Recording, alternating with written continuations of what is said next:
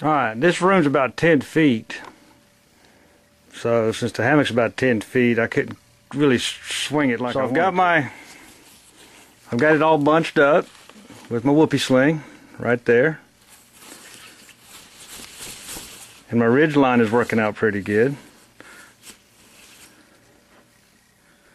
This is just some cordage I got at REI. I think it was 50 foot in a package, pre-packaged up, 50 feet for like $4, $5, something like that. Not too bad. Just had some left over.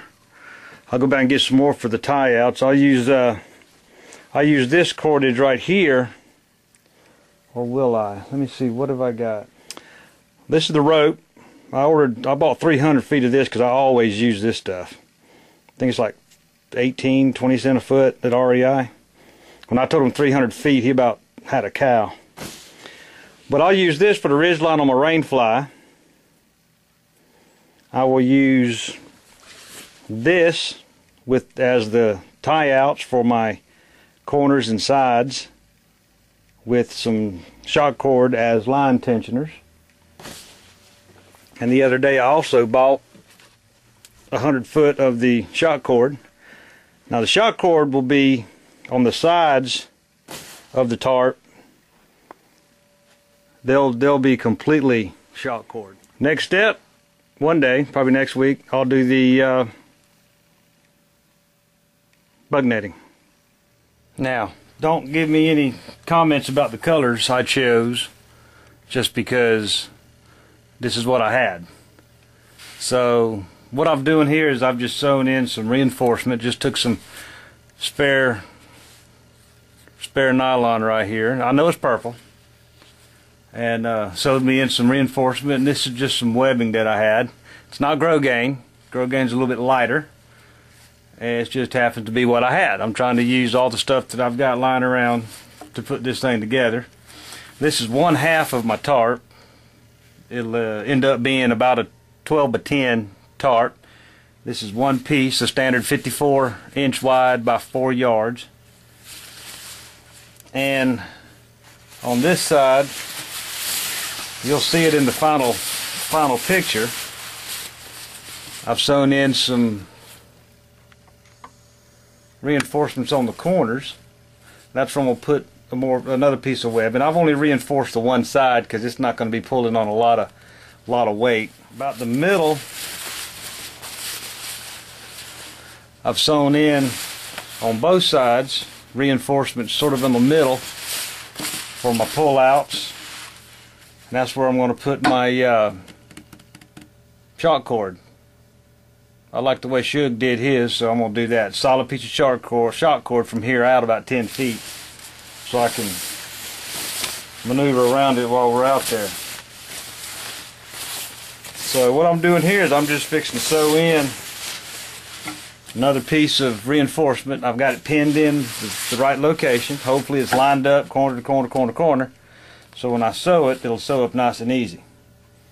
So I've been working on the tarp. Hadn't been videotaping it, so I just want to show you what I've done so far. Right now I'm just sewing in reinforcements, so there's not a whole lot of technique to that. Just cut you out a piece of nylon at the right shape you want. Line it up, pin it down, and sew it in. Stay tuned. I'm at the end of this phase now.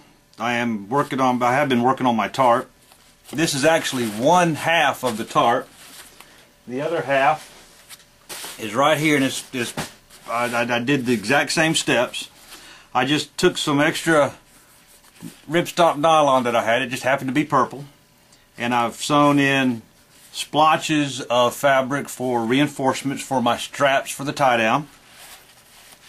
I've done the same thing on the edges. You'll see the dimensions on how far apart they are in the video. From the corner to about the center of the strap is about, I believe in this case, 4 feet from each side. The entire length of the tarp is 12 feet by 5 feet. And again, I got 2 of them. I've got it fairly large for a reason, which hopefully, in my mind, it works, so I'm hoping it'll work out in the field. I don't know if we have any engineers out there, but you know, sometimes what you design on paper doesn't always work in the field, so I'm hoping that this will work in the field. My goal is to have both a winter tarp and a summer tarp in the same tarp, so I don't have to carry two tarps in case the weather gets cold. So I've got the fabric, this piece of fabric, maybe you can see that, it was actually one gigantic piece that I folded over and then slipped onto the edge and sewed my strap and the tarp and everything on there at one time. This is actually, the corners are actually two pieces. I sewed a triangle here, then I sewed a triangle there, then I sewed on the strap. But this is one strap. This is one piece that I folded over and sewed the reinforcements on. Now, I did not put D-rings on here because I didn't think I really needed to. I got some today at REI. Try to get the light off of it. These were 80 cents for a package of 2. And on my, when I sewed both of these pieces together, I'm going to sew them. I'm going to sew the rolled hem, I guess, along the ridge line. I'm going to fold it over. I'm going to fold it over onto itself. I'm basically going to put two edges together, and then I'm going to fold it and sew it. I'm going to run a couple of stitches, couple of lines of stitches there. And when I get to a certain point on the corner, I'm definitely going to sew another strap with the D-ring, and then probably a third of the way through, I'll sew in some more reinforcements with a strap, and the strap will have the D-ring attached to it, so I can use a toggle, or I may just toggle and D-ring the two ends. I don't know if I'm going to put any straps midways or not. I haven't decided yet.